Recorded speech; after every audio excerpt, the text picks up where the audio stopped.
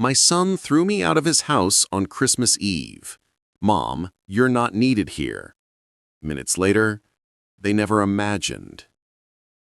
The snow fell softly on Maple Ridge Drive, covering the perfectly manicured lawns of the wealthiest neighborhood in Connecticut. Each mansion glowed with golden light, their windows framed by expensive decorations that screamed elegance and success. Christmas Eve had arrived, and the elite families inside were celebrating with champagne, designer gifts, and catered meals that cost more than most people earned in a month. Margaret Hayes stood at the iron gates of number 47, clutching a small gift wrapped in simple red paper. Her breath formed small clouds in the freezing air as she stared up at the three-story colonial mansion that belonged to her son. She had taken 2 buses to get here. Her old wool coat, the same one she had worn for 15 years, did little to protect her from the bitter cold. But none of that mattered. Tonight was Christmas Eve, and she wanted to spend it with David. She pressed the intercom button with a trembling finger. Her heart raced with a mixture of excitement and nervousness. It had been 3 months since she had last seen him. 3 months of unanswered calls and ignored text messages. But surely on Christmas, he would be happy to see her. The intercom crackled to life. A woman's voice answered, sharp and impatient. Yes? Margaret recognized that voice, Vanessa, her daughter-in-law. Hi, Vanessa. It's Margaret. I came to see David. I brought him a gift for Christmas. There was a long pause. Margaret could hear muffled voices in the background, followed by what sounded like laughter. Then Vanessa spoke again, her tone colder than the winter air. Margaret, this really isn't a good time. We have guests. I know. I'm sorry. I won't stay long. I just wanted to give David his present and wish him Merry Christmas. Please, just for a few minutes. Another pause. Margaret pressed her hand against the cold metal gate, her fingers turning white from the pressure. She heard more voices, then a man's voice, David's voice, saying something she couldn't quite make out. Finally, the gate buzzed open. Margaret's heart leapt. She hurried through, her worn shoes crunching against the fresh snow on the driveway. The mansion loomed before her, its marble columns and crystal chandeliers visible through the enormous windows. Classical music drifted from inside, along with the sound of sophisticated conversation and clinking glasses. She climbed the front door carefully, gripping the iron railing for support. Her arthritis had been getting worse lately, making every movement painful. But she pushed through it, just as she had pushed through everything else in her life. The front door opened before she could knock. Vanessa stood in the doorway, wearing a stunning emerald green dress that probably cost more than Margaret's monthly rent. Her blonde hair was styled in perfect waves, her makeup flawless. She looked like she had stepped out of a magazine. Behind her, Margaret could see the interior of the house.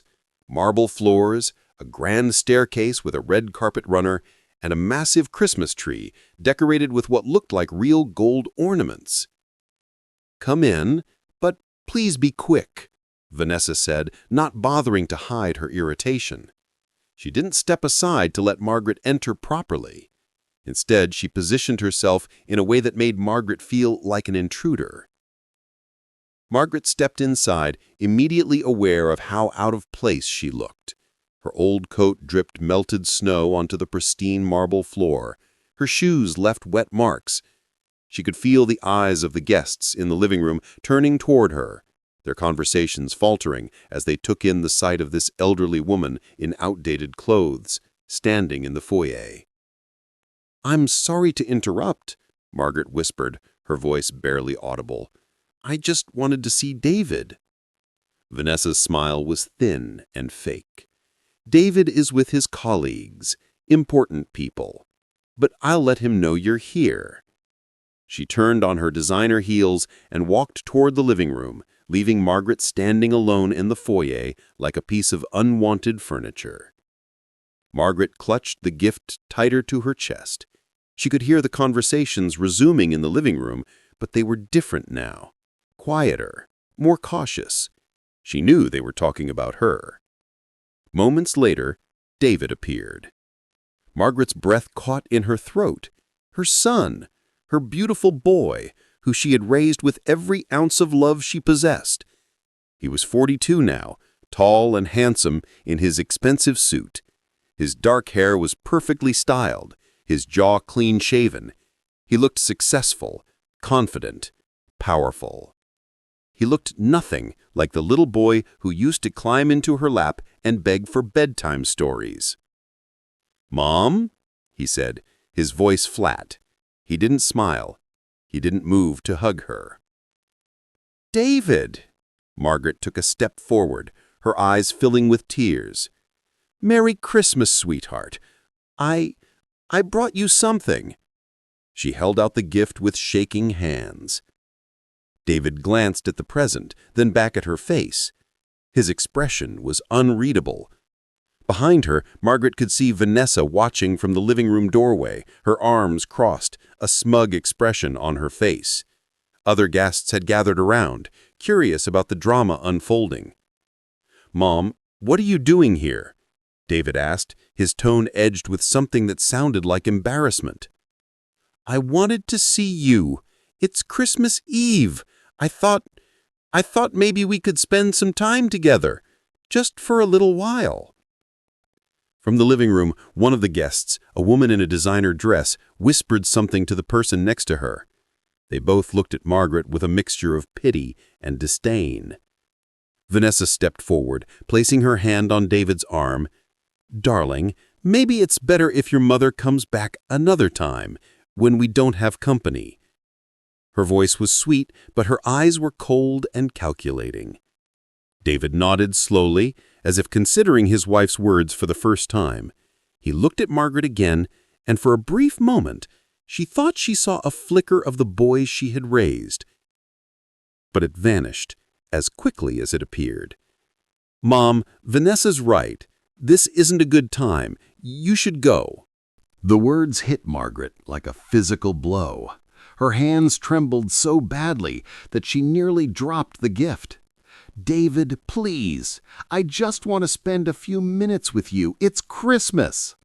"I know what day it is," David snapped, his patience clearly wearing thin.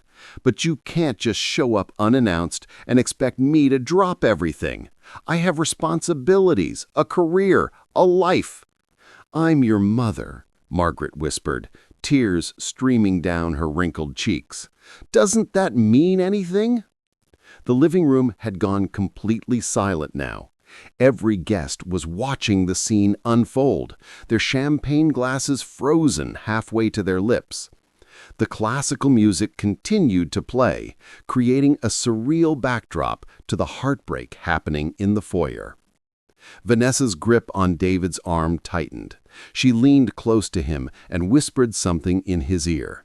Margaret couldn't hear what she said, but she saw David's jaw clench.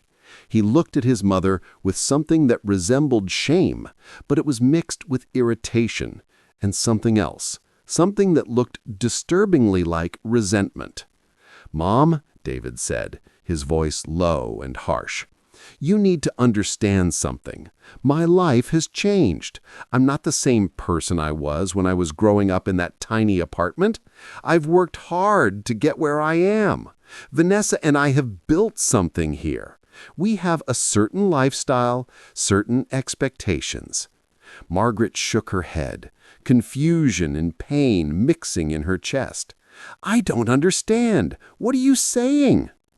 David took a deep breath, and when he spoke again, his words were like knives cutting through her heart. "I'm saying that you don't fit into this world, Mom. You're embarrassing me in front of my colleagues and clients. Your clothes, your everything. It's not appropriate. You're not appropriate." The gift slipped from Margaret's hands and fell to the marble floor with a soft thud. She stared at her son, unable to comprehend what she was hearing. This couldn't be her David. This couldn't be the little boy she had sacrificed everything for. The boy she had worked double shifts to put through college. The boy she had held when he cried, celebrated when he succeeded, loved unconditionally for his entire life. "David, please," she whispered, her voice breaking completely. But David had already turned away from her. Vanessa smiled triumphantly, her mission accomplished. The guests in the living room shifted uncomfortably, some looking away, others watching with morbid fascination. David walked to the front door and opened it. Cold air rushed in, carrying with it swirls of snow. He stood there, holding the door, his face a mask of cold indifference. "You need to leave, Mom." Margaret couldn't move. Her legs felt like they were made of stone. Her entire body was numb with shock and grief. This couldn't be happening. Not on Christmas Eve. Not from her son. "David, please!" She tried one more time, her voice barely a whisper. "Mom, you are not needed here." The words echoed in the sudden silence. They hung in the air like a death sentence. Margaret felt something inside her shatter, something that had held her together for 62 years, through poverty and loneliness and heartbreak.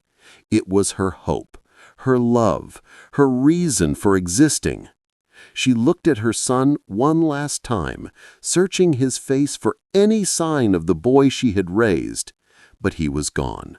In his place stood a stranger wearing her son's face. Margaret bent down slowly, her arthritic knees protesting, and picked up the fallen gift. She held it against her chest like a shield and walked toward the open door. Each step felt like walking through quicksand. As she passed David, she paused. "I love you," she whispered. David said nothing.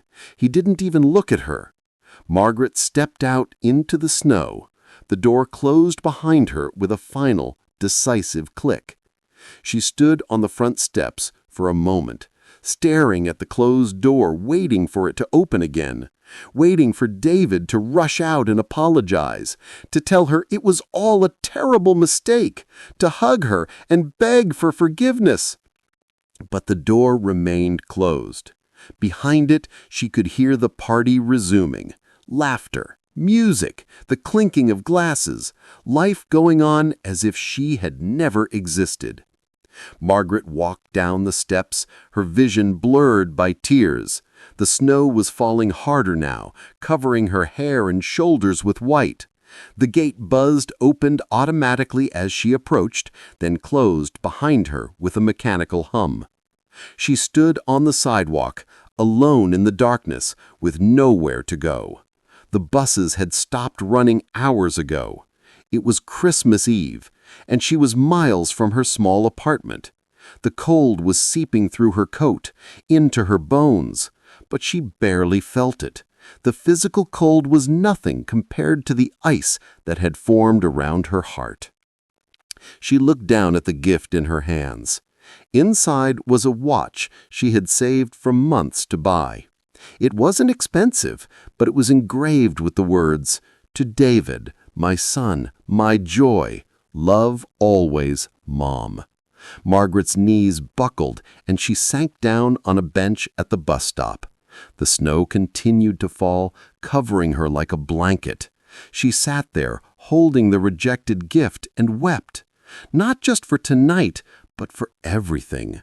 For the years she had spent raising David alone after her husband died. For the double shifts she had worked as a nurse, coming home exhausted, but still making sure David had everything he needed. For the sacrifices she had made, the dream she had given up, the life she had poured into making sure her son had a better future. And this was how it ended. Alone in the snow on Christmas Eve, rejected by the only person she had ever truly loved. But something inside her shifted. Through the grief and pain, a memory surfaced. Something her husband John had told her on his deathbed 17 years ago. Margaret reached into her old purse with trembling fingers. At the very bottom, hidden beneath her wallet and tissues and receipts, was an envelope. It was yellowed with age, sealed with tape that had turned brown. On the front, in her husband's shaky handwriting, were the words, "For Margaret. Open only when he doesn't recognize you anymore." Her hands shook as she held the envelope. She had carried it with her every day for 17 years, never opening it, never breaking the seal. John had made her promise to wait for the right moment. "You'll know when," he had said, his voice weak but certain. "When the boy we raised is gone, and a stranger stands in his place, you'll know it's time." Margaret looked back at the mansion one last time. Through the window, she could see David laughing with his guests, Vanessa at his side, both of them already forgetting she had ever been there. The boy she raised was gone. With shaking fingers, Margaret broke the seal and opened the envelope. Inside was a letter, written in John's handwriting. Her eyes, blurred with tears and age, struggled to read the words in the dim streetlight. But as she read, her entire world shifted. The letter began simply, "My dearest Margaret, if you're reading this, then our son has forgotten who he is, and it's time you told him the truth about where he came from." Margaret's breath caught. Her hands trembled so badly that the paper rattled. She continued reading, each word cutting deeper than David's rejection ever could. "David is not our biological son. You know this, but he doesn't. We adopted him when he was 6 months old, after the accident that killed his birth parents, Catherine and Robert Ashford." Margaret's vision blurred completely. She remembered that day 28 years ago, the call from the adoption agency, the tiny baby with dark eyes who had stolen her heart the moment she held him. But what came next in the letter made her blood run cold. The Ashfords were not just any family, Margaret. Robert Ashford was the heir to the Ashford Industries fortune, worth over $300 million. When they died in that car crash, David became the sole heir to everything. But there was a condition in Robert's will. The inheritance would be held in trust until David turned 30 and could only be accessed if he was raised by loving parents who put his emotional well-being above material wealth. Margaret's hands shook violently. She had never known this. John had handled all the adoption paperwork, had told her the birth parents were ordinary people who died in a tragic accident. He never mentioned money, never mentioned fortune. The letter continued. "The law firm handling the estate, Morrison, Blackwell & Associates, approached us.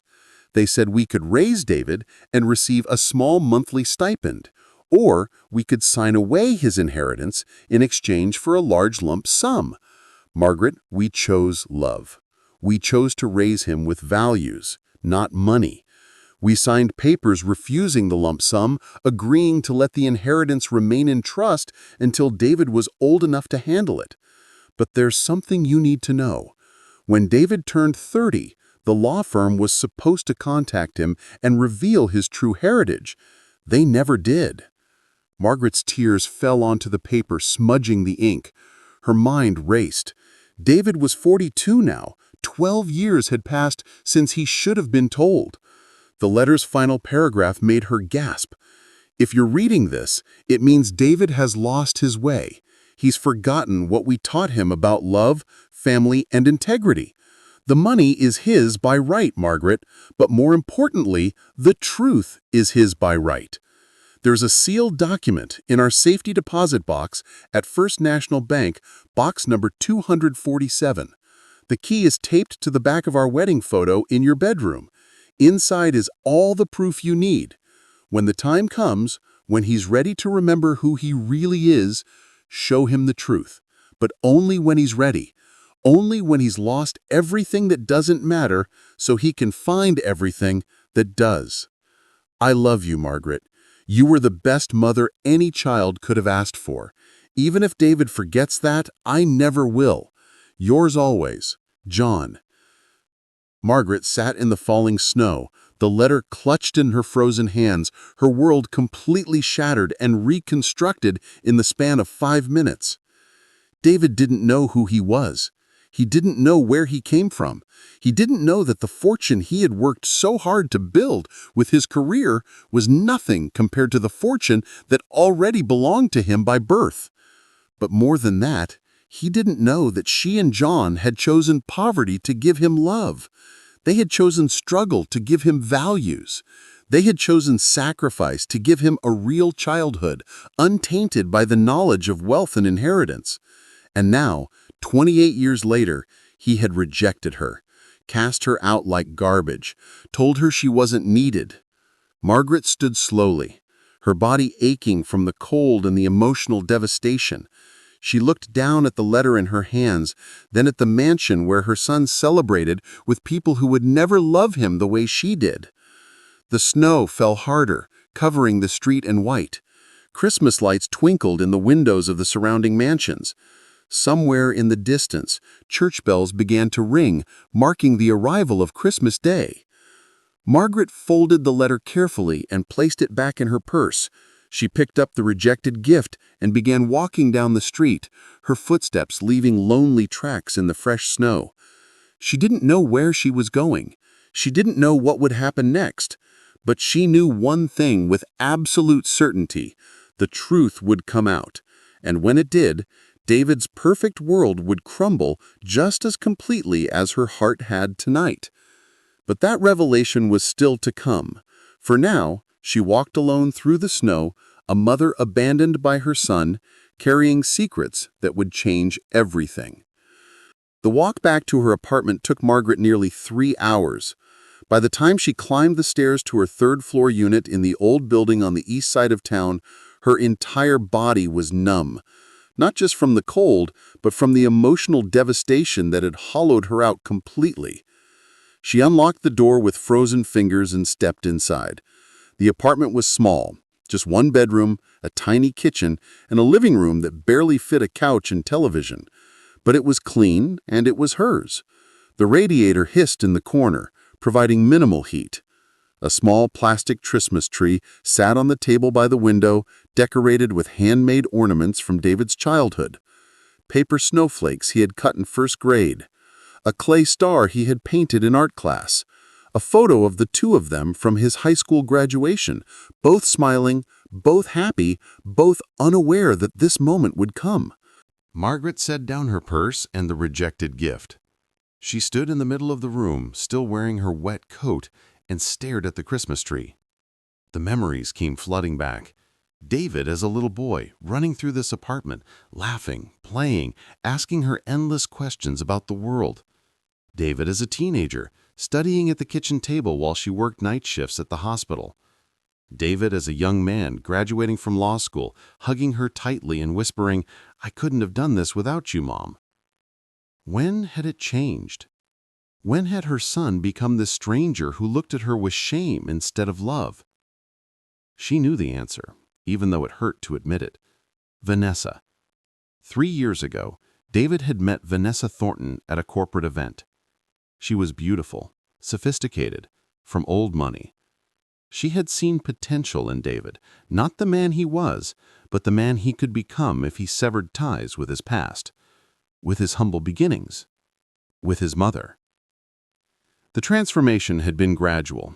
First, the missed phone calls, then the canceled dinners, then the excuses about being too busy with work, then the wedding that Margaret had attended but felt invisible at, then the moving to the mansion in Maple Ridge, far from Margaret's neighborhood, then the distance, the coldness, the slow erasure of their relationship. And tonight, the final rejection. Margaret took off her wet coat and hung it by the door. She moved slowly to her bedroom and turned on the lamp by the bed. On the nightstand was the wedding photo of her and John, young, in love, full of hope. She picked up the frame with trembling hands and turned it over.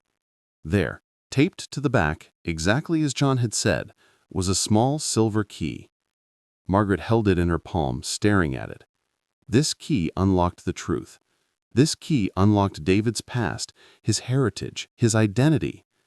But did she have the right to use it? Did she have the right to shatter his world the way he had shattered hers? She thought of his words. "You're not needed here."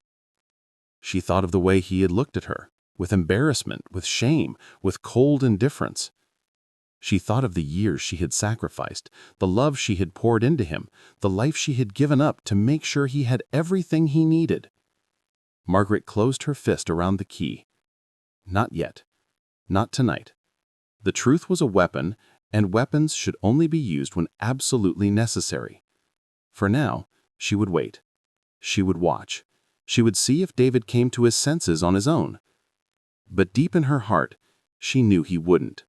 Vanessa had her claws in him too deeply. The world he lived in now was too seductive, too comfortable.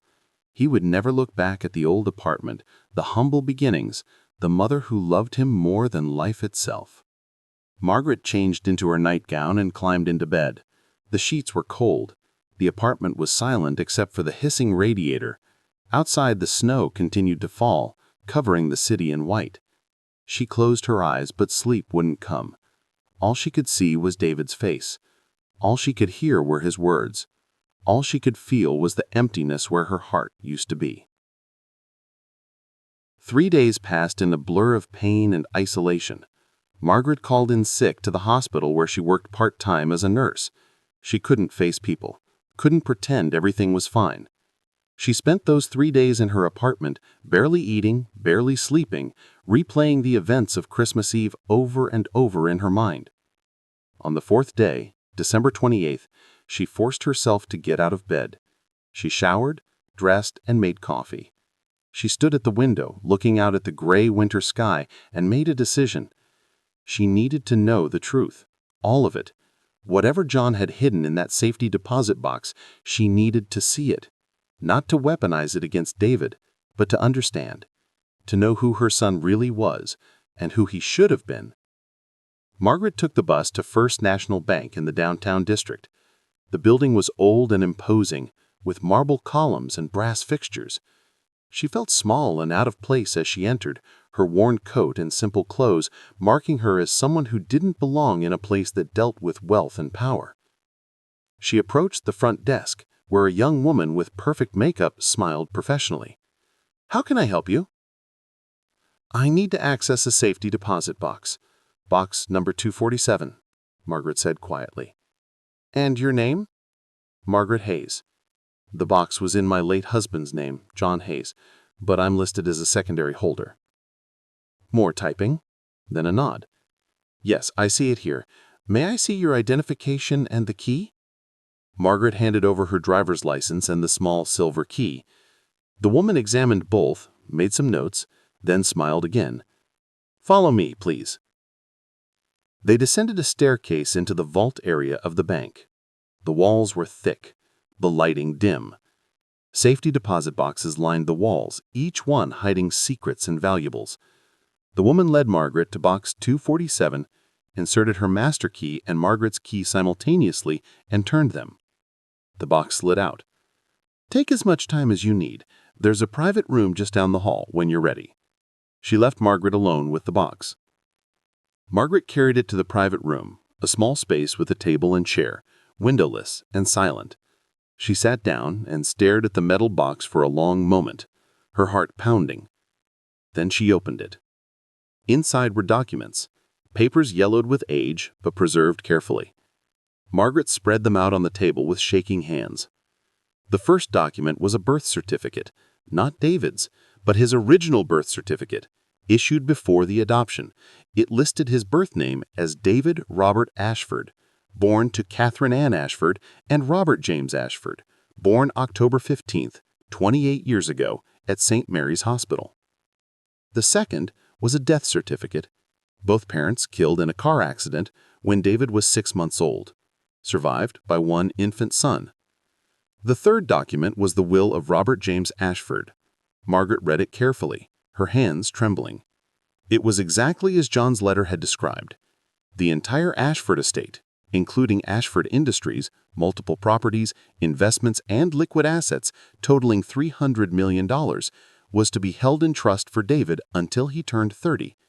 At that point, he would be contacted by the law firm of Morrison, Blackwell and Associates, informed of his heritage, and given full access to his inheritance, provided he had been raised with love, integrity, and moral character. The fourth document was the adoption agreement. Margaret and John Hayes had legally adopted David Robert Ashford, changing his name to David John Hayes. They had signed a waiver stating they understood the conditions of the trust and agreed to raise David without informing him of his inheritance until the appropriate time. The fifth document made Margaret's blood run cold. It was a letter from Morrison, Blackwell and Associates, dated 15 years ago. It stated that the law firm had been dissolved due to criminal activity, specifically embezzlement and fraud. The senior partners had been arrested, and all their cases were being transferred to other firms. But there was a problem. In the chaos of the dissolution, some client files had been lost or mishandled. The letter was addressed to John Hayes, informing him that David Ashford's trust file was among those that had been misplaced and that efforts were being made to locate it and transfer it to a new firm. The letter asked John to contact them with any information that might help in the search. At the bottom of the letter was a handwritten note in John's handwriting. Never contacted them. Wanted David to earn his own way first. Planned to tell him at 40. Died before I could. Margaret, this is now your burden.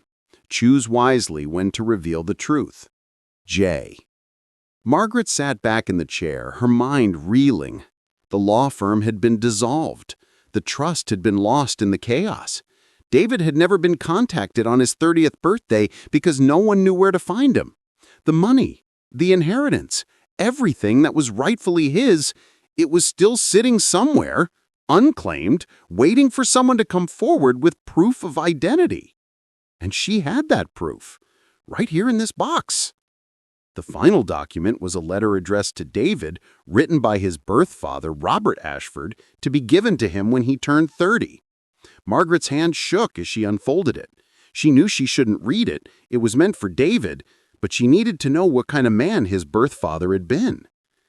The letter was heartbreaking in its simplicity. My dear son, if you're reading this, it means your mother and I are gone, and you've been raised by someone else. I hope with all my heart that they loved you the way we would have. I hope they gave you a good life, full of laughter and learning and love. I'm writing this letter on the day you were born, holding you in my arms, knowing that life is uncertain and fragile. Your mother and I have been blessed with wealth, but we know that money means nothing without character. That's why I've structured your inheritance the way I have. I don't want you to grow up entitled and arrogant. I want you to know the value of hard work, compassion, and integrity. When you turn 30, you'll have access to everything we've built. But I hope that by then, you'll have built something of your own, not with money, but with your heart and your mind. Be a good man, David. Be kind, be generous, be humble. Make us proud not with your wealth, but with your character. I love you, son. Even from beyond, I love you. Your father, Robert Ashford. Margaret's tears fell onto the letter, smudging the ink. David's birth father had wanted the same thing she and John had wanted, for David to grow up grounded, moral, compassionate. They had all worked together across time and death to give him that gift. And somehow, despite all their efforts, David had lost his way. Margaret carefully folded all the documents and placed them back in the box. She locked it, returned it to the vault, and left the bank. The winter air hit her like a slap, but she barely felt it. Her mind was consumed with one thought. David had a right to know the truth. But would the truth save him or destroy him? She took the bus back to her apartment, clutching her purse tightly. Inside were copies of the documents she had made before leaving the bank. The proof of David's true identity, the key to his lost inheritance, the final gift his birth parents had left him. But Margaret made a decision as she rode the bus through the snowy streets.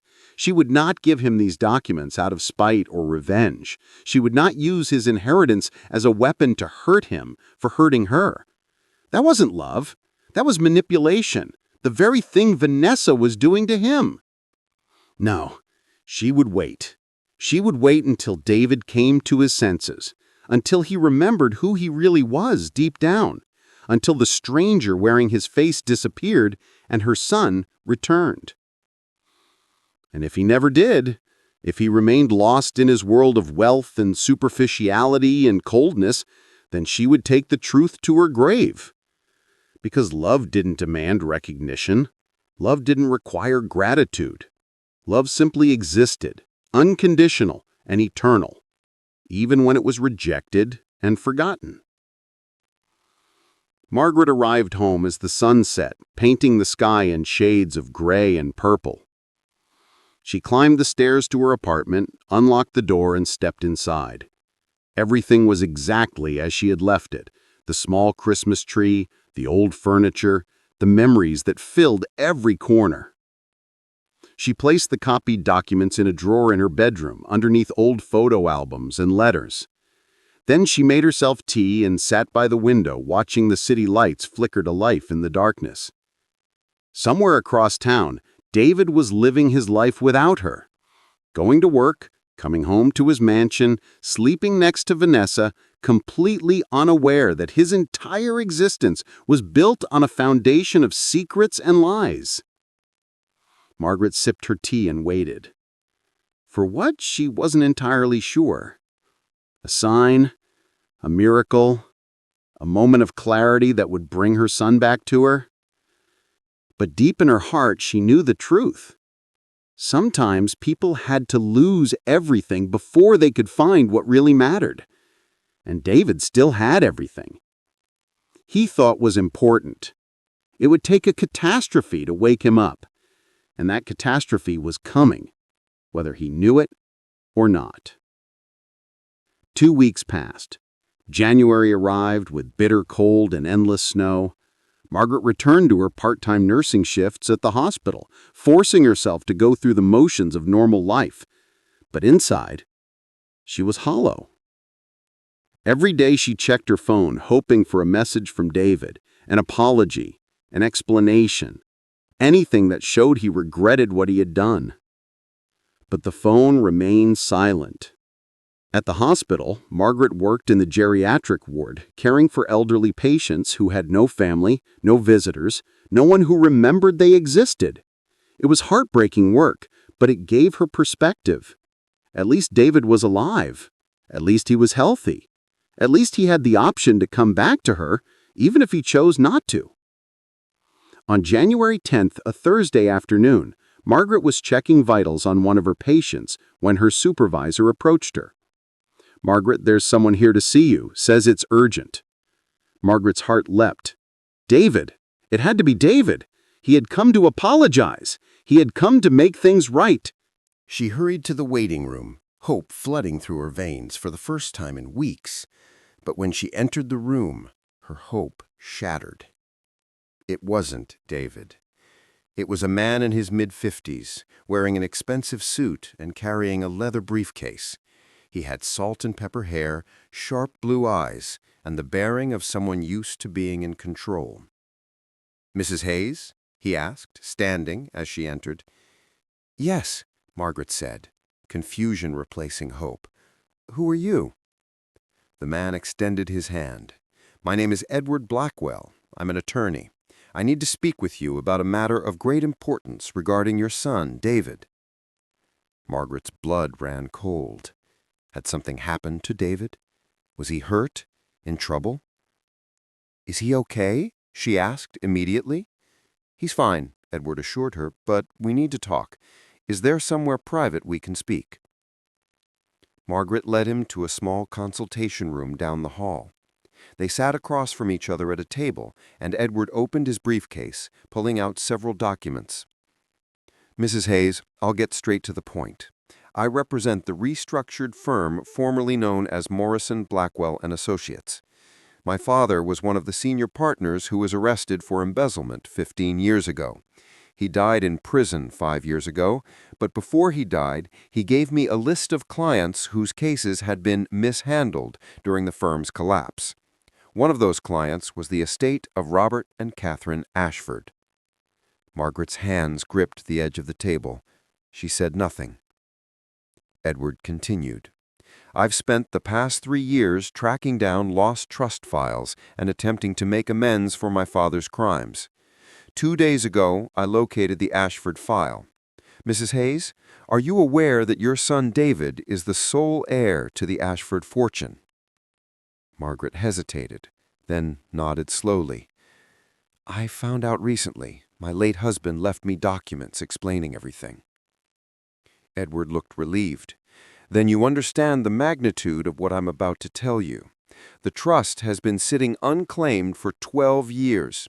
With investments and compound interest, the current value of the estate is approximately $520 million. Margaret gasped. The number was incomprehensible. David has a legal right to claim this inheritance, Edward said. But there's a problem. According to the terms of the trust, David must prove that he was raised with love, integrity, and moral character.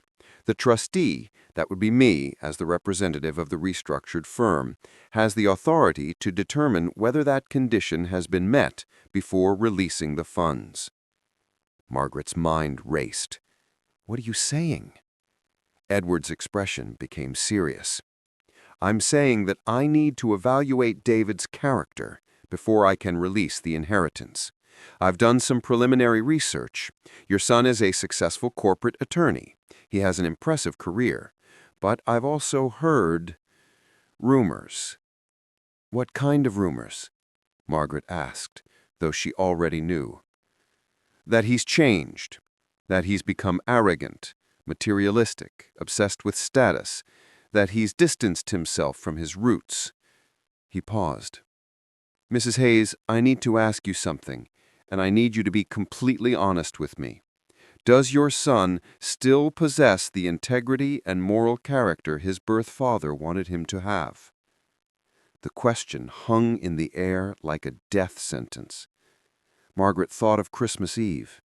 She thought of David's cold eyes, his harsh words, his rejection, the stranger who wore her son's face. But she also thought of the little boy who used to hold her hand crossing the street, the teenager who had volunteered at soup kitchens, the young man who helped elderly neighbors carry their groceries. That David still existed somewhere, buried beneath layers of ambition and influence. He's lost his way, Margaret said quietly, but he's not beyond redemption. He just needs to remember who he is. Edward studied her face. You're protecting him. I'm her mother. It's what mothers do. Edward leaned back in his chair, considering. Mrs. Hayes, I'm going to be honest with you. If I evaluate David right now, based on what I've seen and heard, I would deny his claim to the inheritance. He doesn't meet the character requirements set forth by his birth father. Margaret's heart sank. Not because of the money. She had never cared about money, but because it meant David had truly lost himself. However, Edward continued, I am not required to make my evaluation immediately. The trust has already been waiting 12 years. A few more months won't matter. I'm willing to give David a chance to prove himself, but he needs a catalyst, something that will force him to confront who he's become. What are you suggesting? Margaret asked. Edward pulled out a business card and slid it across the table. I'm suggesting that when the time is right, when David has hit rock bottom and is ready to listen, you contact me. I'll reveal his true identity and his inheritance, but not before then, not until he's learned the lessons his birth father wanted him to learn. Margaret picked up the card, her fingers trembling. How will I know when the time is right? You'll know, Edward said softly. You're his mother. You'll know when he's ready to be saved. He stood, gathering his documents. I'm sorry for what you've been through, Mrs. Hayes. Your husband and you did an incredible job raising David. The fact that he's lost his way is not your fault. Sometimes people need to fall before they can learn to stand again. Will you tell him about his inheritance? Not unless you ask me to. This is your decision. You know your son better than anyone. He headed toward the door, then paused. For what it's worth, Mrs. Hayes, I hope David finds his way back to you. The world needs more mothers like you. Then he was gone, leaving Margaret alone with a business card and a choice that could change everything. Margaret sat in the consultation room for a long time after Edward left, staring at the business card in her hands. The weight of the decision pressed down on her like a physical force. She had the power to change David's life completely. One phone call to Edward Blackwell, and the truth would be revealed. David would learn about his inheritance, his birth parents, his true identity. But would it change him? Or would it just make him more of what he already was, someone who valued money and status above love and family? Margaret thought about Robert Ashford's letter. I hope that by then you'll have built something of your own, not with money, but with your heart and your mind. David had built something. He had built a successful career, a beautiful home, a life of luxury. But he had done it by sacrificing everything that mattered: his integrity, his compassion, his love for the woman who had raised him. The inheritance wouldn't fix that. In fact, it might make it worse. Margaret made her decision. She would not contact Edward Blackwell. Not yet. Not until David learned the hard way what truly mattered in life. The inheritance was David's by right, but he wasn't ready for it. He needed to lose everything first. He needed to understand what it felt like to be powerless, rejected, alone. Only then would he understand what he had done to her on Christmas Eve. Margaret tucked the business card into her purse, next to the copies of the documents from the safety deposit box. Then she returned to work, caring for her patients, going through the motions of life, waiting for the moment when everything would change. That moment came 3 weeks later, on a cold February morning. Margaret was at home on her day off, cleaning the apartment and doing laundry, when her phone rang. She didn't recognize the number, but answered anyway. "Hello?" "Mrs. Hayes?" A woman's voice, professional but urgent. "Yes, this is she." "This is Amanda Chen from St. Mary's Hospital Emergency Room. I'm calling about David Hayes. He was brought in about an hour ago." Margaret's heart stopped. "What happened? Is he okay?" "He was in a car accident. Nothing life-threatening, but he has a concussion, some bruised ribs, and a broken arm. He's stable, but he's asking for you." Margaret couldn't breathe. "He's asking for me?" "Yes, ma'am. He's been pretty insistent. Can you come?" "I'll be right there." Margaret grabbed her coat and purse and ran out of the apartment. She took a taxi, something she never did because of the expense, and arrived at the hospital 20 minutes later. Her nurse's badge got her through security quickly, and she rushed to the emergency room. A doctor met her outside David's room. "Mrs. Hayes." "Yes. How is he?" "He's going to be fine. The concussion is mild, the ribs will heal on their own, and we've set the broken arm. He's been given pain medication, so he's a bit disoriented, but coherent." "What happened?" The doctor's expression darkened. "From what we understand, his wife was driving. They were arguing. She ran a red light and was struck by another vehicle on the passenger side, where your son was sitting. Mrs. Hayes sustained only minor injuries. She's been treated and released." "Where is she now?" The doctor hesitated. "She left about 30 minutes ago. Said she had important appointments she couldn't miss." Margaret's jaw clenched. Vanessa had left David here alone. "Can I see him?" "Of course. Room 7.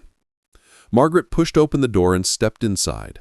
David lay in the hospital bed, his right arm in a cast, his face bruised and pale. He looked so young, so vulnerable, like the boy she remembered. His eyes were closed, but they opened when he heard the door. "Mom," he whispered, and his voice broke. Margaret froze. It was the first time in months he had called her that without coldness or distance. It sounded like her son, her real son. She approached the bed slowly, unsure of what to say, how to act. Part of her wanted to take his hand and comfort him. Part of her remembered Christmas Eve and wanted to walk away, to let him feel what she had felt. But she was his mother, and mothers didn't abandon their children no matter how much they hurt. "I'm here," Margaret said softly, taking his uninjured hand in hers. David's eyes filled with tears. "I'm sorry," he whispered. "I'm so sorry, Mom." Margaret's throat tightened. "David, you were horrible to me on Christmas. I said terrible things. I was so embarrassed, so worried about what everyone would think, and I forgot that you're the most important person in my life." The words tumbled out of him, raw and desperate. "Vanessa said you embarrassed me. She said I needed to cut ties with my past if I wanted to move up in the firm, and I listened to her. I pushed you away. I broke your heart, and I'm so, so sorry." Margaret felt her own tears building, but she held them back. She wanted to believe him, wanted to think this was real, but she remembered how quickly he had turned on her before. "Are you only saying this because you're hurt and scared?" she asked quietly. "No," David said, squeezing her hand.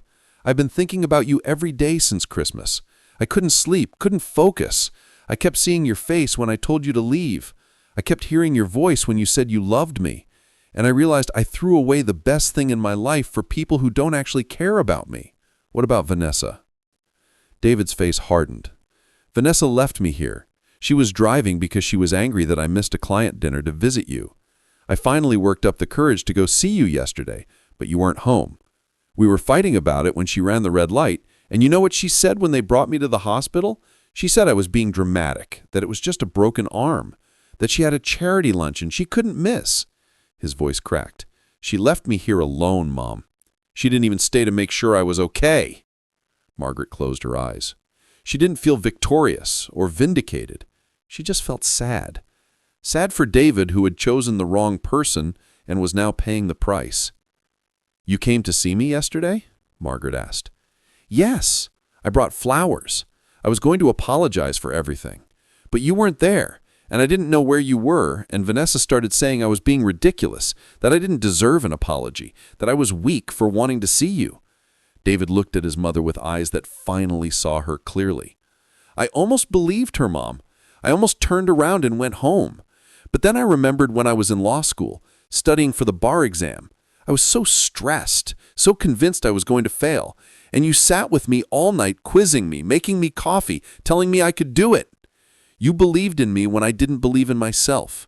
And I realized that Vanessa has never done that. She's never believed in me. She's only ever believed in what I could do for her."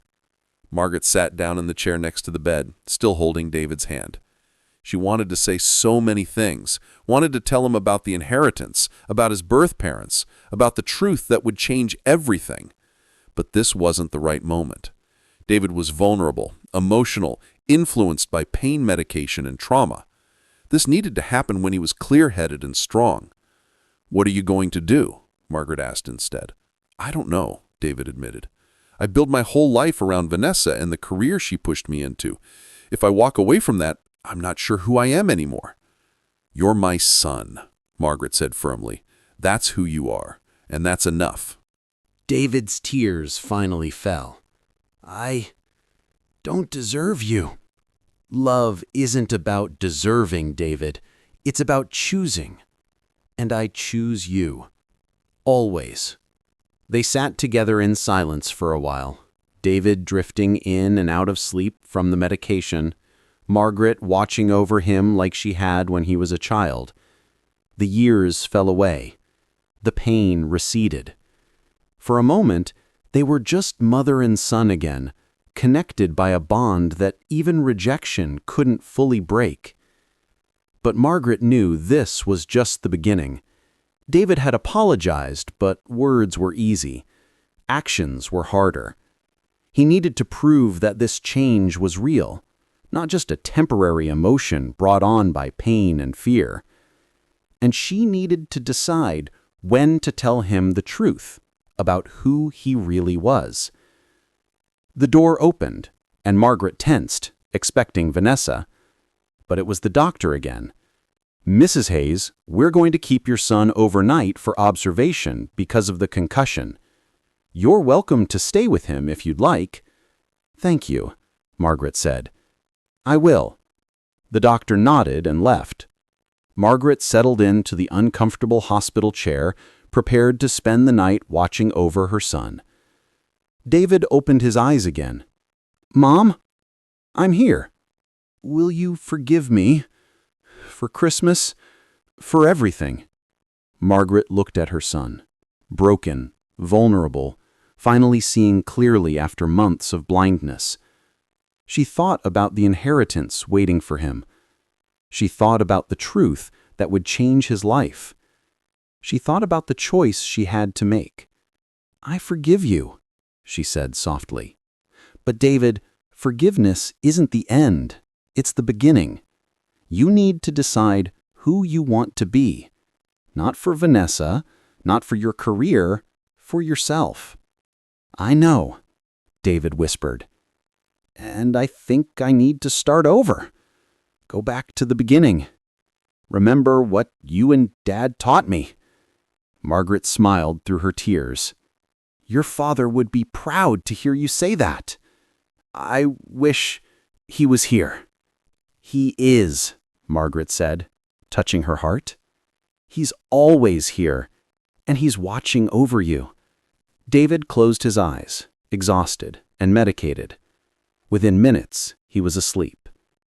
Margaret sat in the darkness of the hospital room, listening to the beep of monitors and the distant sounds of the hospital. She pulled out her phone and stared at Edward Blackwell's business card, which she had transferred to her phone's contacts. Not yet, she thought. He's not ready yet. But soon, when he's proven himself, when I know this change is real. She put the phone away and took David's hand again. Outside the window, snow began to fall, covering the city in white. Dawn was still hours away, but Margaret felt something she hadn't felt in weeks: hope. David was released from the hospital the next afternoon with strict instructions to rest and avoid stress. Margaret took him back to his mansion in Maple Ridge, uncomfortable returning to the place where she had been so cruelly rejected, but determined to help her son. When they arrived, Vanessa was in the living room, on the phone with someone, laughing. She barely glanced up when David walked in with his arm in a cast and Margaret supporting him. "Oh, you're back," Vanessa said, as if he had been gone for a few hours rather than recovering from an accident she had caused. "David, we need to talk about the spring gala. I need you to write a check for the tickets. They're $20,000 each." David stared at his wife in disbelief. "Vanessa, I was just in the hospital." "I know, darling, but life goes on. We can't let a little accident derail our social obligations." She finally looked at Margaret, her expression cooling. "Margaret, thank you for bringing him home. You can leave now." The dismissal was casual, cruel, and devastating. Margaret felt the old wound opening again. But before she could respond, David spoke. "No." Vanessa blinked. "Excuse me?" "I said no. My mother isn't leaving. She's staying to help take care of me since you clearly have no interest in doing that yourself." Vanessa's perfectly made-up face twisted with irritation. "Don't be ridiculous, David. I have things to do. Important things. Your mother can check on you, but she's not staying here." "Then I'm leaving," David said firmly. The room went silent. Even Margaret was shocked. Vanessa laughed, but it sounded forced. "You're not serious." "I am." David looked at his wife, with eyes that finally saw her clearly. "I've been thinking about a lot of things while I was in that hospital bed. About what matters. About who matters. And I realized that I've been living someone else's life. Your life, Vanessa, not mine. David, you're upset. You're on pain medication. You're not thinking clearly. I'm thinking clearly for the first time in 3 years. You left me at the hospital, Vanessa. You caused the accident because you were angry that I wanted to see my mother, and then you left me there alone. What kind of person does that? Vanessa's eyes narrowed. Her voice turned cold and vicious. Fine. You want to throw away everything we've built. Go ahead. But don't come crying to me when you realize that without my connections, without my family's name, you're just another mediocre lawyer from a nobody background. The words were designed to hurt, to make David doubt himself. But instead, they had the opposite effect. David smiled, really smiled, for the first time in months. You're right, he said. I am from a nobody background. I grew up in a tiny apartment with a single mother who worked herself to exhaustion to give me opportunities. And you know what? I'm proud of that. I'm proud of where I came from. I'm proud of my mother. And I'm done pretending I'm not. He turned to Margaret. Mom, will you take me home? To your apartment? Margaret's eyes filled with tears. Of course. David, if you walk out that door, this marriage is over, Vanessa threatened. David looked at her one last time. I know. He walked out, Margaret at his side, leaving behind the mansion, the luxury, the life he had built on a foundation of shame and pretense. They took a taxi to Margaret's small apartment on the east side of town. As they climbed the stairs to the 3rd floor, David struggled with his broken arm and bruised ribs, but he didn't complain. He had made his choice. Margaret unlocked the door and let him inside. David stood in the middle of the tiny living room, looking around at the modest furniture, the worn carpet, the small Christmas tree still standing by the window with its handmade ornaments. He said, I missed this place, softly. Margaret hung up their coats. It's not much, but it's home, David finished. It's real. Everything in that mansion was for show, but this is real. He sat down on the couch, wincing from his injuries. Margaret made tea and sat beside him. They didn't talk. They didn't need to. The silence was comfortable, filled with understanding and healing. After a while, David spoke. Mom, I need to ask you something, and I need you to be honest with me. Margaret's heart raced. Did he know? Had he figured out the secret? Anything, she said carefully. Did Dad ever talk to you about me? About where I came from? Margaret's blood ran cold. What do you mean? David looked down at his hands. I've been having these dreams lately. Memories, I think, or maybe just fragments. A woman's voice, singing, a man's laugh. Things that don't match my memories of you and Dad.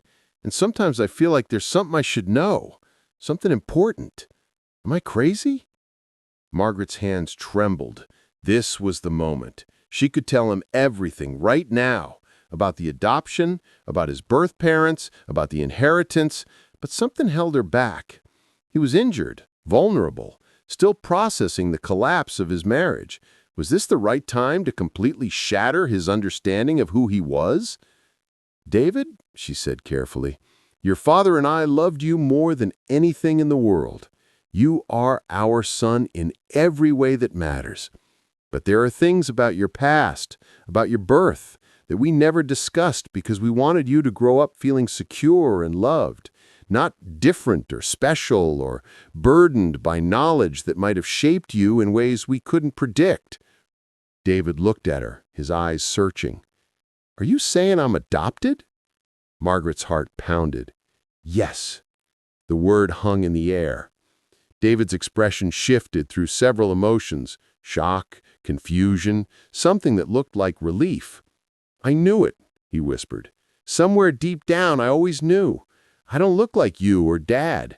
I don't have Mom's eyes or Dad's smile. But you loved me so completely that I never questioned it, never needed to know. He paused. Do you know who my birth parents were? This was it, the moment of truth. She could tell him everything about the Ashfords, about the fortune, about his inheritance, but she looked at her son, wounded and raw, and finally becoming the man he was meant to be, and she made a decision. David, your father and I loved you more than anything in the world. You are our son in every way that matters.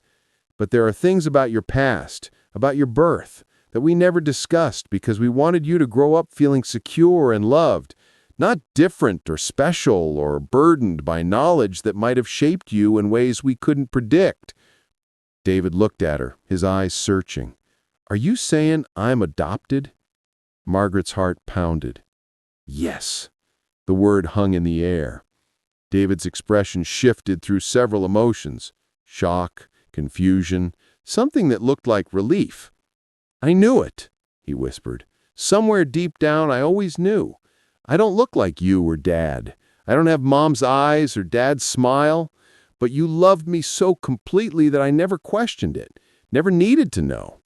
He paused. Do you know who my birth parents were? This was it, the moment of truth. She could tell him everything, about the Ashfords, about the fortune, about his inheritance, but she looked at her son, wounded and raw, and finally becoming the man he was meant to be, and she made a decision. They died when you were very young, she said, which was true, in an accident. They wanted you to be raised with love and integrity, and we did our best to honor that. Also true. Do I have other family? Brothers? Sisters? No. You were their only child. David nodded slowly, processing. Thank you for telling me. And thank you for loving me anyway. Not anyway, David. Always. You are my son. Biology doesn't change that. They sat together as the afternoon faded into evening, talking about everything and nothing, about David's childhood, about the memories he had forgotten, about the man he wanted to become. For the first time in years, they were simply mother and son, without barriers or secrets, or at least the barriers that had separated them. But Margaret kept one secret close to her heart: the inheritance, because David wasn't ready yet. He had taken the first step by choosing her over Vanessa, but he still needed to prove himself, to show that he had truly changed, to demonstrate the integrity and moral character his birth father had demanded. That proof would come. Margaret just had to be patient and wait for the right moment to reveal the final truth. The weeks that followed were transformative. David stayed with Margaret in her tiny apartment, sleeping on the couch, recovering from his injuries. The divorce proceedings with Vanessa began immediately. She had filed papers within days, citing irreconcilable differences and demanding half of everything David owned. David let her have it: the house, the cars, most of the savings. He didn't fight, he didn't argue. He just signed the papers and walked away. "Aren't you angry?" Margaret asked him one evening as they ate simple pasta dinner at her small kitchen table. "No," David said. "She can have the stuff. I don't need it. It was never really mine anyway. I was playing a role, living a life that wasn't authentic. I'm actually relieved to be done with it." "What will you do now for work?" David smiled. "I resigned from the corporate firm. The partners weren't happy, but I didn't care. I've been thinking about what I really want to do with my law degree, and I realized I want to help people who actually need help. Not rich corporations avoiding taxes. Real people." "That sounds like the David I raised," Margaret said, her heart swelling with pride. Over the next several weeks, David transformed. He took a job at a legal aid clinic, representing low-income families who couldn't afford attorneys. The pay was a fraction of what he earned before, but he came home energized and fulfilled. He helped a single mother keep her children when child services tried to take them unfairly. He fought for an elderly man being evicted from his apartment by a predatory landlord. He won a case for a disabled veteran who had been denied benefits. He was becoming the man his birth father had wanted him to be, the man Margaret and John had raised him to be. The stranger was disappearing, replaced by her real son. But Margaret waited. Not yet, not quite yet. He still had one more test to pass. That test came on a Saturday in late March. David came home from the legal aid clinic visibly upset. He sat down heavily on the couch, running his hands through his hair. "What's wrong?" Margaret asked, sitting beside him. "There's a family, the Johnsons, parents and 3 kids. They're about to lose everything. Mr. Johnson was injured on the job, construction accident. His employer is refusing to pay workers' comp, claiming he violated safety protocols, which is a lie. But without that money, they can't pay rent. They're going to be evicted in 2 weeks. Can you help them legally? I'm trying, but the case will take months to resolve, and they need money now, today.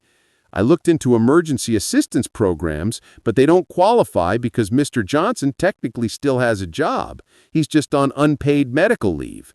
David's hands clenched into fists.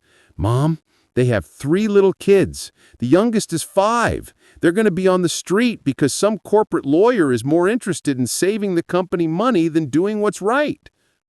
Margaret watched her son, saw the genuine pain and compassion in his eyes. This was it. This was the moment she had been waiting for.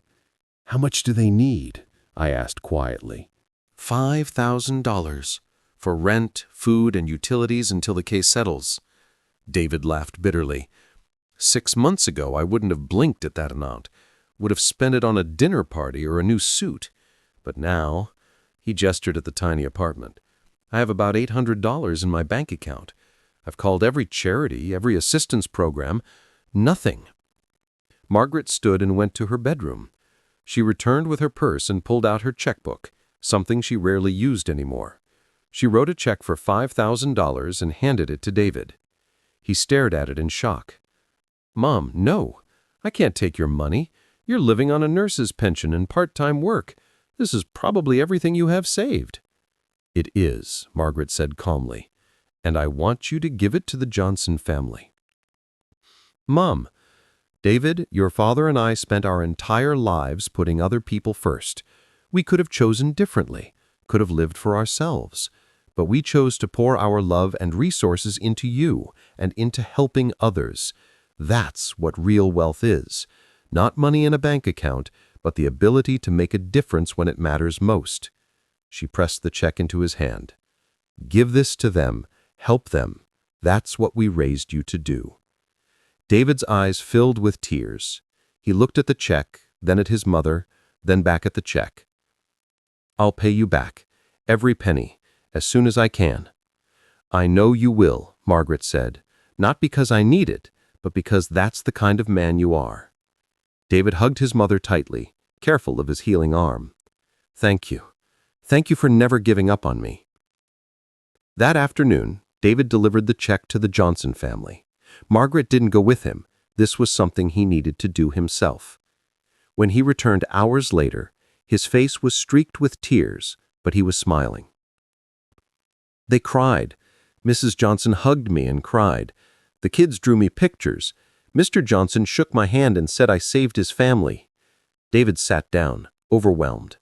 "Mom, that feeling, helping them, was better than anything I felt in my corporate job, better than any bonus or promotion. I've been chasing the wrong things my whole adult life." Margaret smiled. "Now you know what your father and I always knew. The only wealth that matters is what you give away." That night, after David went to sleep on the couch, Margaret took out her phone. She scrolled to Edward Blackwell's contact information and typed a message. "He's ready. Tomorrow at 2 p.m. if you're available. He's proven himself. He's become the man his birth father wanted him to be. It's time he knew the truth." She hit send before she could second-guess herself. Within minutes, Edward replied, "I'll be there. Thank you for protecting him and preparing him. You're a remarkable mother." Margaret put down her phone and looked at her son sleeping peacefully on the couch. Tomorrow his entire life would change. Tomorrow he would learn who he really was. Tomorrow he would inherit a fortune. But the real inheritance, the one that mattered, he had already claimed. He had inherited his birth father's heart for justice. He had inherited John's work ethic and integrity. He had inherited Margaret's capacity for selfless love. The money was just a tool, a gift to help him do more of what he was already doing. Margaret closed her eyes and said a silent prayer. Thank you, Robert and Catherine, for giving me this boy to raise. Thank you, John, for being his father when he needed one. And please, God, let him use this gift wisely. Tomorrow would change everything. But tonight, for just a few more hours, they were simply mother and son, together in a small apartment, rich in all the ways that truly mattered. The next day, Sunday, dawned clear and cold. Margaret awoke early and made coffee, her hands trembling slightly. Today was the day. Today, David would learn the truth about who he was. She hadn't told him that anyone was coming. She wanted him to be surprised, to have no time to prepare or build defenses. Edward had agreed to arrive at 2 p.m., giving Margaret the morning to steady her nerves. David awoke around 9, stretching carefully to avoid aggravating his still-healing ribs. His cast would come off in another week. He looked healthier than he had in months, still thin, but with color in his cheeks and light in his eyes.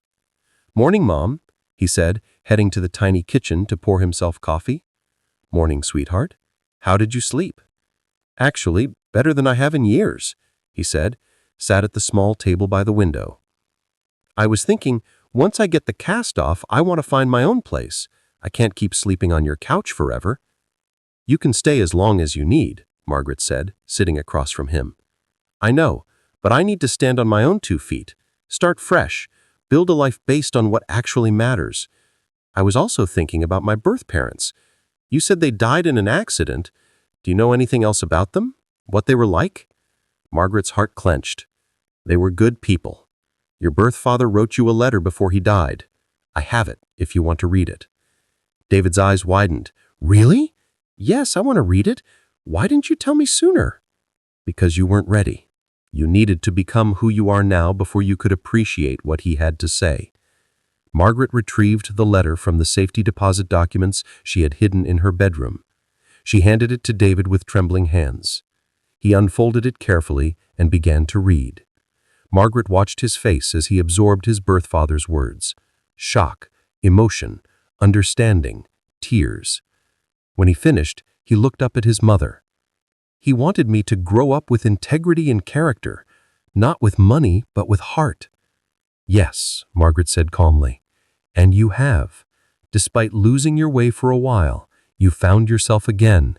You became exactly what he hoped you would be." "The letter mentions an inheritance," he said slowly. "It says when I turned 30, I would have access to everything they built. But no one ever contacted me. The law firm handling the estate was dissolved due to criminal activity. Your trust file was lost in the chaos. But it's been found, David, and there's someone coming here today to talk to you about it." David's expression shifted from confusion to understanding. "How long have you known about this?" "I found out on Christmas Eve, after you sent me away." "Oh God, Mom, you could have used this information to hurt me, to punish me. You could have thrown this in my face and made me feel like the most ungrateful person alive. Why didn't you do that?" Margaret reached across the table and took his hand. "Because love doesn't weaponize truth. Love waits until the truth can heal instead of harm. You weren't ready then, but you're ready now." The doorbell rang at exactly 2 p.m. Edward Blackwell stood in the hallway, carrying his leather briefcase, looking every bit the successful attorney. David answered the door, confused. "David Hayes?" Edward asked. "Yes.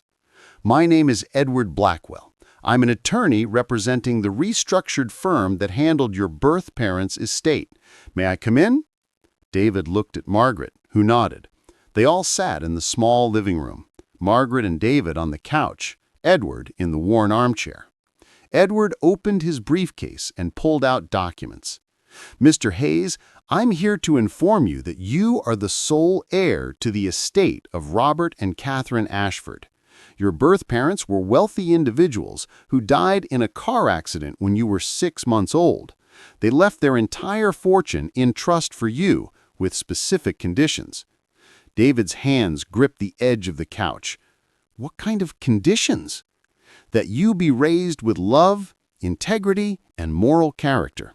The trustee was required to evaluate your character before releasing the inheritance. Edward's expression was serious. I am that trustee. I've been evaluating you for the past several weeks, discreetly, through interviews with your colleagues at the legal aid clinic, with the families you've helped, with people who know you. David's face paled. And? Edward smiled. And you've passed with flying colors. The man I've learned about is compassionate, generous, hard-working, and deeply committed to justice for the vulnerable. You gave away your mother's life savings to help a family in need. You walked away from wealth and status to do work that actually matters. You chose love over pride. He pulled out more documents. Mr. Hayes, I'm pleased to inform you that the current value of your inheritance is $520 million. The silence in the room was absolute. David stared at Edward as if he had spoken in a foreign language. I'm sorry, what? $520 million, Edward repeated. Investments, properties, the controlling shares of Ashford Industries, and liquid assets. All of it is yours. David looked at Margaret, his face a mask of shock. Did you know about this? I found out on Christmas Eve, Margaret said quietly. I opened your grandfather's letter after you sent me away. That's when I learned everything. And you didn't tell me?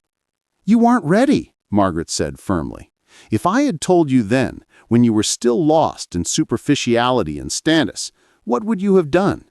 You would have used the money to become even more of what you already were. The inheritance would have corrupted you further, not saved you. She leaned forward. But now? Now you know what really matters. Now you have integrity. Now you can use this gift the way your birth father intended, to help people, to make a difference, to build something meaningful. Edward nodded. Your birth father was very specific in his will. He didn't want you to become entitled or arrogant. He wanted you to earn your character before you inherited his wealth. And you have, Mr. Hayes. The fact that you've spent the last several weeks working for almost no pay to help families in need, the fact that you gave away everything you had to help strangers, that's the proof I needed. David stood abruptly and walked to the window, his back to them. His shoulders shook. Margaret started to stand, but Edward shook his head, signaling her to wait. After a long moment, David turned around. His face was wet with tears, but he was smiling. I don't want it. Margaret's heart stopped. What? I don't want the money. Not for myself. David came back to the couch and sat down. Mr. Blackwell, can the inheritance be used to create a foundation? Something that helps families like the Johnsons? Something that provides legal aid to people who can't afford it? Edward's smile widened. Absolutely. That's exactly the kind of thing your birth father would have wanted. Then that's what I want to do, David said. The David Hayes Foundation would provide legal aid, housing assistance, medical support, and educational opportunities to families in crisis. It would be everything Margaret and John had believed in, now given wings to reach thousands instead of just a few. After Edward left, Margaret and David sat together in the small apartment, both exhausted and exhilarated. Mom, David said quietly, I need to ask you something. Anything. On Christmas Eve, when I sent you away, did you hate me? Margaret was quiet for a long moment. No. I was devastated, heartbroken. I felt like I had lost you forever. But hate? Never. You're my son, David. Nothing you do could make me stop loving you. Even when you told me that I wasn't needed? The memory still hurt, but Margaret pushed through it. Even then. Because I knew that wasn't really you talking. That was fear and shame and Vanessa's influence. The real you, the boy I raised. He was still in there. He just needed to find his way back. David pulled his mother into a hug, careful of his healing arm. I'm so sorry. For everything. For being blind and cruel and ungrateful. You deserved so much better. I got exactly what I deserved, Margaret said, pulling back to look at her son's face. I got to raise an incredible man. I got to watch you fall and then stand back up. I got to see you choose integrity over comfort. And now, I get to watch you change the world. That's more than most mothers ever get." "Will you help me?" David asked. "With the foundation? I can't do this without you." Margaret smiled. "Of course. That's what mothers do. We help our children become who they're meant to be." They sat together as darkness fell outside the window. The small apartment was warm and quiet. Tomorrow, everything would begin to change. David would step into his inheritance, his true identity, his purpose. The tiny apartment would be replaced by something bigger. The simple life would transform into something more complex. But in that moment, none of that mattered. They were simply mother and son, together, bound by love that had survived rejection, secrets, pain, and transformation. Margaret looked at the small Christmas tree still standing by the window, with its handmade ornaments and simple lights. She thought about Christmas Eve, about standing in the snow, about opening John's letter and learning the truth. Everything had led to this moment. Every sacrifice, every heartbreak, every choice had been preparation for this. "Mom?" David said softly. "Yes?" "Thank you for not giving up on me." Margaret squeezed his hand. "Never! I will never give up on you. That's what love does. It waits, it endures, it believes, and it never, ever gives up." Outside, the first stars appeared in the darkening sky. Inside the small apartment, a mother and son sat together, ready to begin the next chapter of their story, one built on love, integrity, and the understanding that true wealth had nothing to do with money and everything to do with the relationships we choose to honor and protect. The inheritance was just the beginning. The real gift had always been there, in the small apartment, in the sacrifices, in the unconditional love that refused to break even when tested beyond measure. And that gift would change not just David's life, but the lives of thousands who would benefit from a foundation built on the simple truth that Margaret and John had always known. Love is the only wealth that truly matters. Everything else is just a tool to spread that wealth further. 6 months later, the David Hayes Foundation officially opened its doors on a warm September morning. The building was modest but functional, a renovated warehouse in a middle-income neighborhood accessible to the people it served. Inside were legal offices, a counseling center, a food bank, and a community space where families could gather. David stood at the entrance with Margaret, both of them watching as the first clients arrived. The Johnson family was there. Mr. Johnson fully recovered from his injury, employed again, his family stable. They hugged David and Margaret, the children presenting drawings they had made. "You saved us," Mrs. Johnson said, tears in her eyes. "We would have been on the street if it wasn't for you." "You saved yourself," David corrected gently. "We just gave you a little help when you needed it most." Throughout the day, dozens of families came through. Each one had a story. Each one needed help. And the foundation, staffed by attorneys, counselors, and volunteers who believed in the mission, was ready to provide it.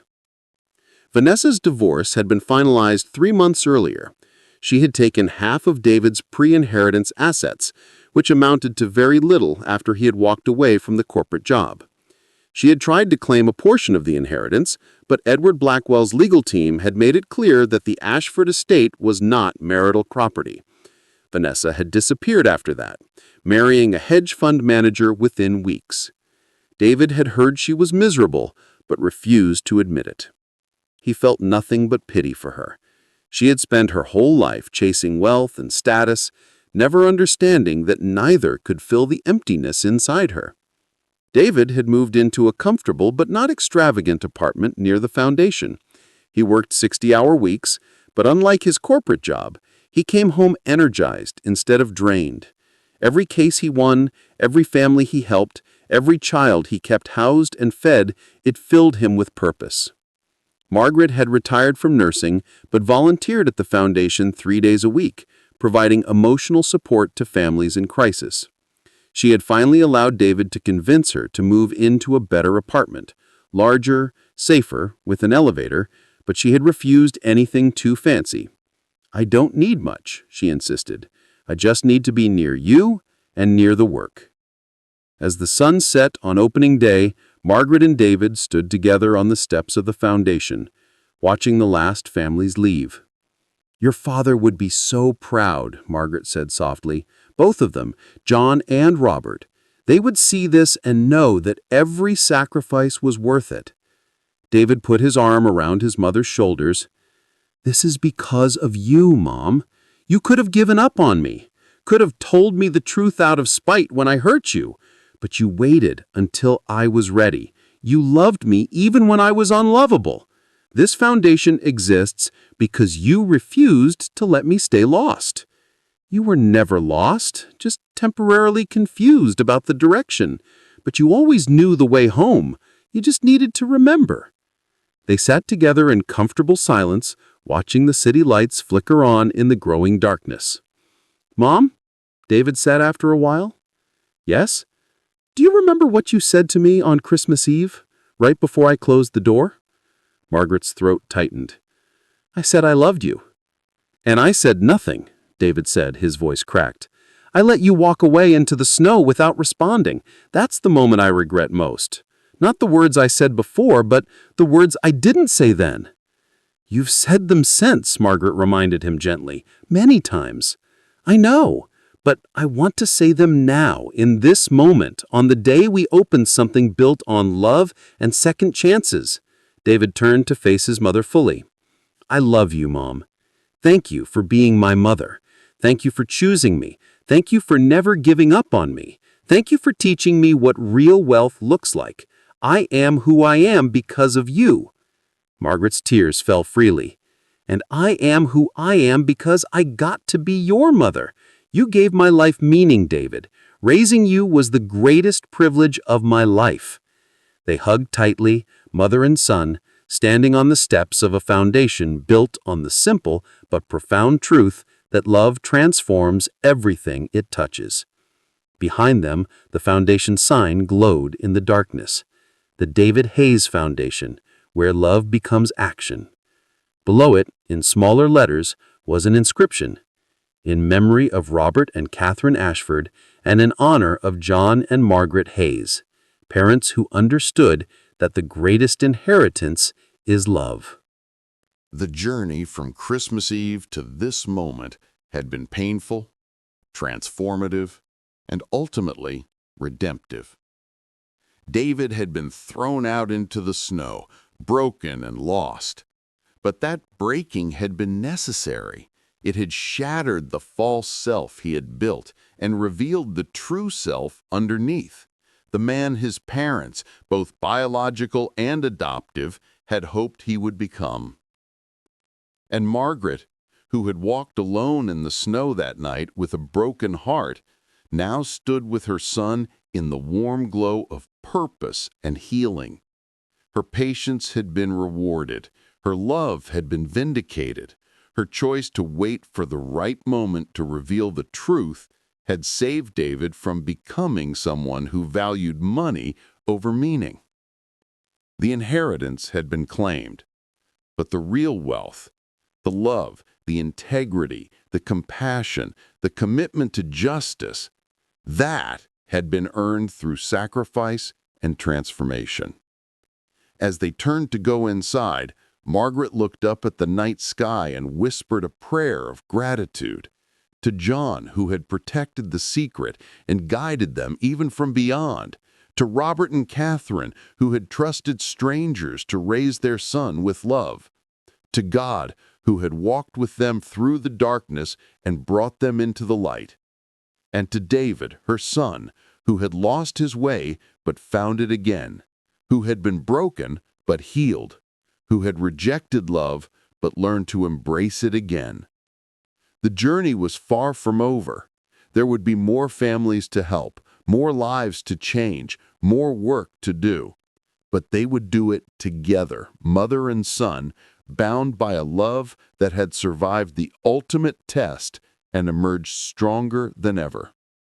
Behind them, the foundation stood as a monument to that love, and ahead of them stretched a future filled with purpose, meaning, and the daily miracle of turning wealth into compassion and privilege into service. The snow of Christmas Eve was long gone. Spring had come, then summer, and now fall.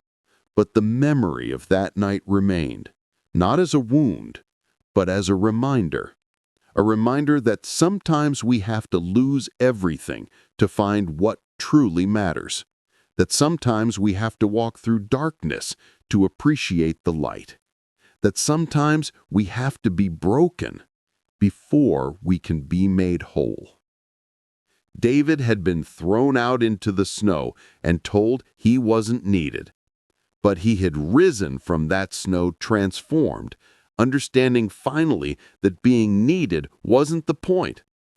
Being loving, that was the point, and everything else was just details.